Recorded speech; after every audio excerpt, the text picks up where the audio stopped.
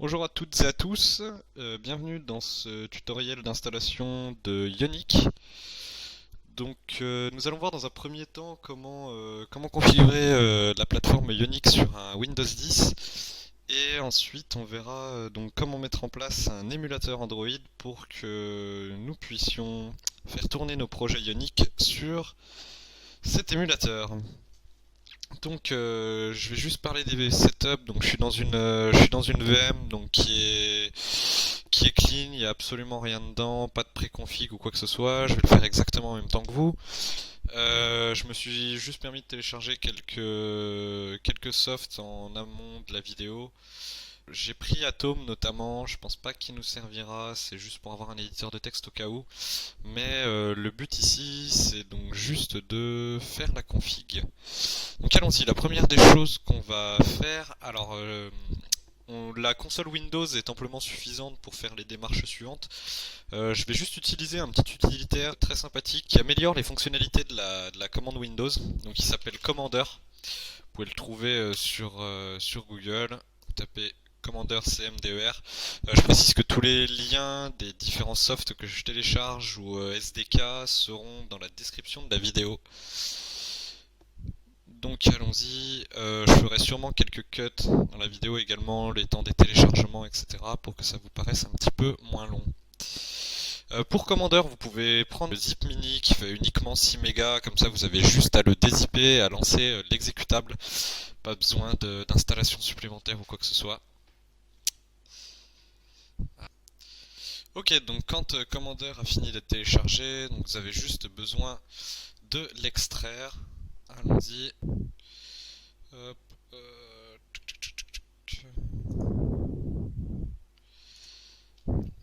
Alors désolé, la VM est un petit peu lente. Ça devrait être plus rapide sur vos postes. Ok, une fois que l'extraction est finie, donc comme je vous disais, vous avez juste un petit exe qui est à la racine. Vous avez éventuellement le dossier bin dans lequel vous pouvez rajouter vos propres binaires pour améliorer la console, si jamais vous en avez. Ici, ce n'est pas le cas pour moi, donc je vais uniquement me servir de l'exécutable. Vous devriez tomber sur cette page-ci. Vous pouvez faire un bloc and continue. Et donc voilà, laissez-lui juste le temps de démarrer un petit peu. Et donc voilà à quoi ressemble cette console. Donc c'est exactement le même principe que le CMD de Windows, hein. Ça réutilise d'ailleurs le CMD de Windows. Allons-y, tac. Ok. Donc ensuite, maintenant qu'on a notre console, la la deuxième partie donc, va consister à installer d'abord Node et NPM, puisque Ionic s'installe via NPM. Donc allons-y, vous ouvrez votre navigateur, vous allez sur le site de Node.js.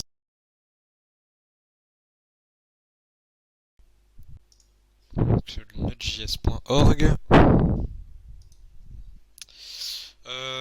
Vous avez donc deux versions de Node, donc soit la LTS, soit la Current. La LTS qui est pour la long term support, euh, et la Current pour le build courant de Node. Je vais partir sur la LTS. Donc c'est assez rapide à télécharger en théorie, Node. Donc une fois le téléchargement terminé, on peut lancer le setup de Node. Donc allons-y, run. Je vais skip jusqu'au moment intéressant, hein, vous inquiétez pas. Ok, pas besoin du coup. Next. Pensez toujours à lire les conditions d'utilisation, bien sûr. Alors attention, sur cette page-là, n'enlevez surtout pas NPM et Node, bien entendu. Vous pouvez également laisser l'option Add to Pass. Comme ça, c'est l'installeur qui va se charger d'ajouter NPM, les commandes Node et NPM directement dans nos variables d'environnement, ce qui va nous être très pratique pour la suite. Hop, et je vous retrouve à la fin de l'installation. Et donc nous voici à la fin de l'installation. On va faire un petit finish. Hop, on va pouvoir ouvrir une nouvelle console. Alors faites bien attention, comme les variables d'environnement ont été modifiées, nous devons rouvrir une nouvelle console pour bien avoir les changements en considération. Donc vous pouvez taper la commande node-v, hop, pour vérifier si vous avez bien une version qui sort, c'est que c'est bon. Et la npm-v pour vérifier que npm est bien installé également en 3.10. Impeccable. Donc, la partie suivante va être enfin d'installer Ionic. Il faut juste savoir que Ionic se base sur Cordova, donc nous allons devoir installer à la fois Ionic et Cordova. Donc pour cela, on va taper la commande suivante, npm install -g. Alors le flag G va nous permettre d'installer ça de façon globale sur le système et pas uniquement dans un projet. Ce qui va nous permettre d'avoir les commandes Ionic et Cordova à disposition. Donc npm-g Cordova espace Ionic. Faites bien attention à l'espace puisque nous essayons d'installer deux repos différents. Donc l'opération va très certainement prendre quelques minutes en fonction de votre connexion internet et de la rapidité de votre PC. Je vous retrouve dès que celle-ci est terminée. Ok, donc l'installation a dû se terminer avec donc tous les repos qui se sont installés normalement. Pour tester tout ça, ce que nous allons faire, c'est créer un dossier où vous le souhaitez sur votre ordinateur et essayer d'installer un nouveau projet. Alors, hop, on va l'appeler test. On va juste se déplacer dans notre dossier document test. Voilà. Et donc la commande pour créer un nouveau projet Ionic est la suivante. Ionic start le nom de votre projet, on va l'appeler par exemple test Ionic, et ensuite il faut choisir un template de projet. On va partir sur quelque chose de très simple, donc un projet vide avec le mot-clé blank. Donc vous devriez tomber sur quelque chose comme ça qui vous demande de créer un compte, on va pas en créer. Et donc notre application vient d'être créée. Pour vérifier tout ça, on peut faire un change directory dans le dossier qui s'appelle test Ionic, taper la commande dir, et effectivement donc nous avons les fichiers de base d'un projet. On va essayer d'exécuter donc notre projet Ionic et de le voir apparaître dans notre navigateur. Donc pour cela, nous allons utiliser la commande ionicserve. Et on peut rajouter le flag L qui va nous permettre d'avoir un affichage sous différentes plateformes.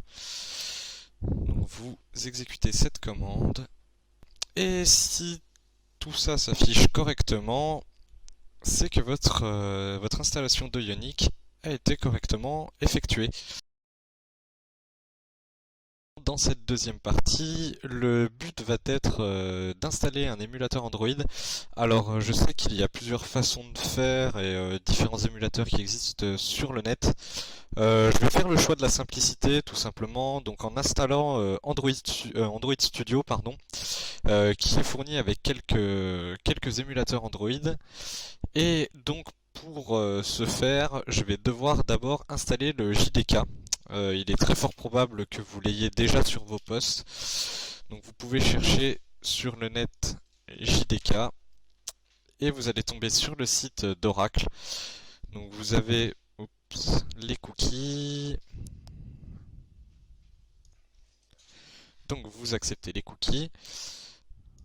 Et ensuite vous allez devoir accepter les conditions d'utilisation.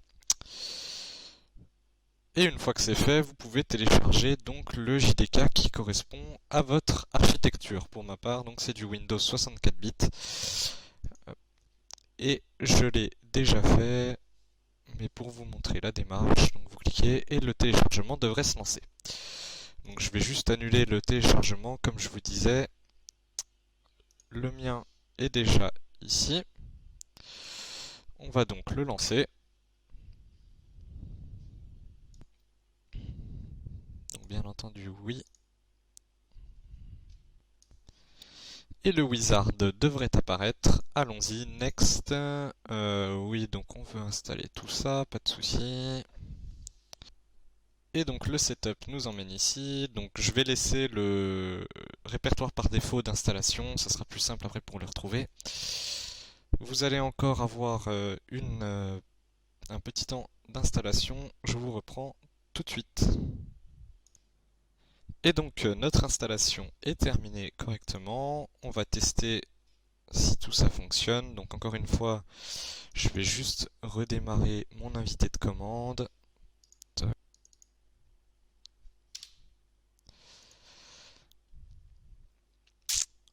Vous allez pouvoir taper la commande suivante, java-version.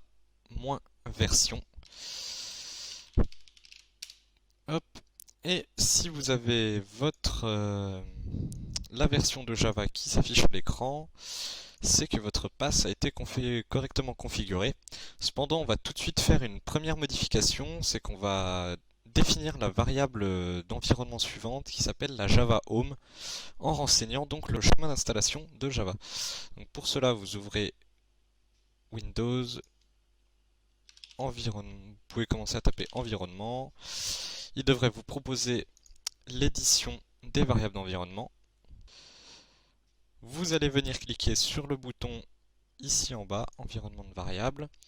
Et donc dans les systèmes variables, dans la seconde partie, nous allons lui faire une nouvelle variable d'environnement qu'on va appeler Java underscore home, tout en majuscule. Et donc on va lui donner le chemin d'installation de Java. Pardon. Donc moi, il était donc dans mon C, Program Files, Java, et je vais lui donner le chemin du JDK. Faites attention, c'est bien le chemin du JDK et pas de la JRE. Et on va lui donner ce chemin-là. On va faire OK. OK, OK. Impeccable. Maintenant, la partie suivante va consister donc à installer Android Studio. Donc pour cela, je vous invite à aller sur le net et rechercher Android Studio. Vous pouvez cliquer sur le bouton de téléchargement. Attention, le Android Studio fait 1 Go 8. Comme le JDK, je l'ai déjà sur la machine. Donc je vais pas le retélécharger, je vais juste me contenter de l'installer. Donc allons-y, download. Et donc vous lancez le setup d'Android Studio. Donc le wizard devrait se présenter à vous.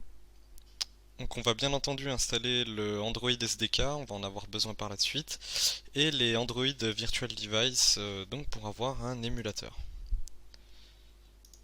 Tac. Faites bien attention au chemin où vous enregistrez, donc Android Studio, peu importe, mais retenez bien le chemin du SDK, il sera très important pour la suite, parce qu'on va le mettre dans les variables d'environnement et s'en servir un petit peu après. Donc allons-y. Ok, donc quand l'installation est terminée, on peut démarrer Android Studio. Et en parallèle de ça, on va essayer donc de modifier certaines variables d'environnement. Donc comme tout à l'heure, toujours dans Windows, environnement. Hop. On va venir ici modifier ça. Cette fois-ci, on va en ajouter une nouvelle et faire une modification d'une autre. Donc pour la nouvelle, on va cliquer sur New. Celle-ci, on va l'appeler Android Home. Et on va aller chercher notre SDK Android qu'on vient tout juste d'installer. Donc en théorie, il va être pour ma part dans C, User, Alexis, AppData, Local, Android, et donc je vais prendre le dossier SDK. Voilà pour cette variable d'environnement. Ensuite, la suivante, c'est que nous allons modifier la variable d'environnement pass en lui ajoutant donc deux nouveaux passes. Donc le premier à ajouter, donc on va cliquer sur le bouton New et donc hop, on va juste aller chercher directement le chemin sur Windows, donc dans C, User, Alexis, AppData, Local, Android, SDK. Et on va venir prendre donc le Platform SDK, Platform Tools, pardon. On copie cette URL. Tac. Ok. Et la seconde, c'est toujours dans le dossier SDK. On va avoir besoin du dossier Tools.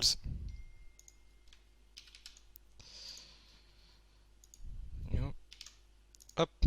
Une fois que c'est fait, ok, ok et ok. Donc Android Studio vient de se lancer, donc j'avais pas de version précédente d'installer, donc je vais lui dire OK. Donc Android Studio s'est lancé, on va le configurer, donc Next. Je vais le faire en custom. Je vais utiliser le thème Dracula.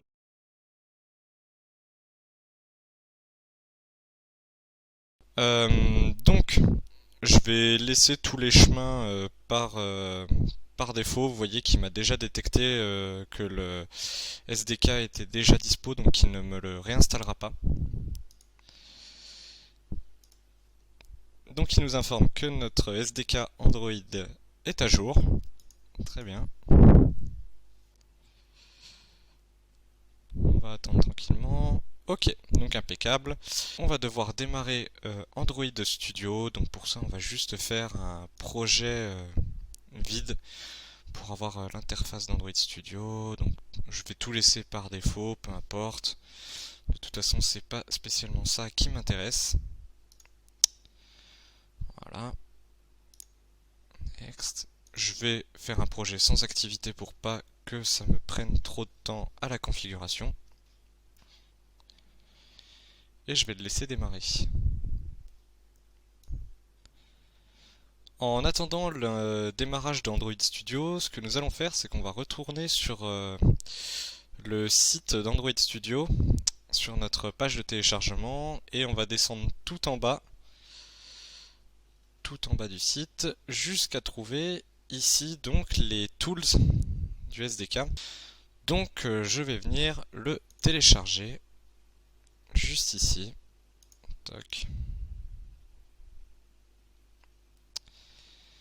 Et on va attendre patiemment que tout ça se fasse. Donc une fois que les tools sont téléchargés, on va venir prendre donc ce dossier tools. Hop, qu'on va venir déplacer dans le dossier de notre SDK Android. Donc je rappelle, pour moi c'est dans C, User, Alexis, AppData, Local, Android, SDK, et je vais venir coller mon dossier ici. Je vais juste vérifier rapidement à l'intérieur, voilà. Donc vous voyez qu'il y a directement, hop, donc ça c'est l'autorisation d'accès pour Android Studio. Et vous voyez qu'il y a uniquement un dossier Tools. Donc ce qu'on va faire, c'est que dans notre SDK, on va supprimer on va venir supprimer notre dossier Tools. Tac. Et on va venir donc extraire juste ici. Hop. Donc quand l'extraction est terminée, vous allez aller dans le dossier et ce dossier là, on va devoir le remonter au niveau supérieur, donc juste ici. Et on peut supprimer le dossier vide. Voilà. Ensuite, on va s'occuper donc d'Android Studio, qui est juste là et qui a dû démarrer. Et la partie qui va nous intéresser maintenant, ça va être de configurer un émulateur Android compatible avec Ionic. Donc, maintenant, on va cliquer sur le petit bouton juste ici pour avoir accès aux AVD. Vous pouvez également passer par Tools, Android, AVD Manager, ce qui revient exactement au même. Et on va se créer un nouveau device. Donc je vais prendre quelque chose d'assez petit pour être sûr qu'il puisse tourner sur la VM. Donc je vais prendre un Nexus 4. On va faire Next. Donc, vous cliquez sur le bouton Download ici. Donc une fois que le téléchargement est fini, on va venir cliquer sur Finish. On va pouvoir sélectionner cette fois-ci Marshmallow comme notre OS sur notre device. Faites attention, Hyper-V est incompatible avec l'émulateur Android. Et donc je vous montre comment le désactiver dans un instant. Pour l'instant, donc on va cliquer sur Next. On va laisser tout ça comme c'est par défaut. Et donc on va faire Finish. Donc votre device est censé s'ajouter à la liste ici des devices. Comme je vous l'ai dit, donc ce qu'on va devoir faire, c'est désactiver Hyper-V pour ceux qui ne l'ont pas fait. Donc vous pouvez ouvrir Windows et donc demander feature si vous êtes sur un Windows anglais ou fonctionnalité si vous êtes sur un Windows français. Ça devrait vous proposer donc l'activation ou la désactivation des fonctionnalités Windows, qui devrait prendre un petit peu de temps à charger. Une fois que les features sont chargées, donc vous allez essayer de repérer Hyper-V dans la liste. Donc comme je suis dans une machine virtuelle, j'ai pas la possibilité de désactiver directement Hyper-V via ce panneau de configuration. Donc vous avez juste à le trouver dans la liste, le décocher et redémarrer votre PC. Donc une fois qu'Hyper-V a été désactivé et que le PC a été redémarré, on va juste installer un petit accélérateur d'émulateur. Tac. Donc vous le laissez s'installer tranquillement. Une fois que c'est installé, on va venir cliquer sur Finish. Et donc on va pouvoir démarrer notre émulateur en cliquant sur le petit bouton Play ici. Et on va le laisser tranquillement démarrer. En attendant que l'émulateur démarre, on va venir checker les plateformes Cordova qui sont disponibles pour notre projet. Donc pour ça, on va taper la commande Cordova plateforme ls. Là, on va lui dire non, qu'on veut pas de statistiques et on va le laisser démarrer. Ok, donc une fois que la commande a fini de s'exécuter, on voit la liste des plateformes qui sont disponibles. Donc ce qu'on va faire, c'est qu'on va ajouter la plateforme Android à notre projet. Donc pour ça, on va taper la commande Ionic Platform Add Android. Donc, Ionic Platform Add Android.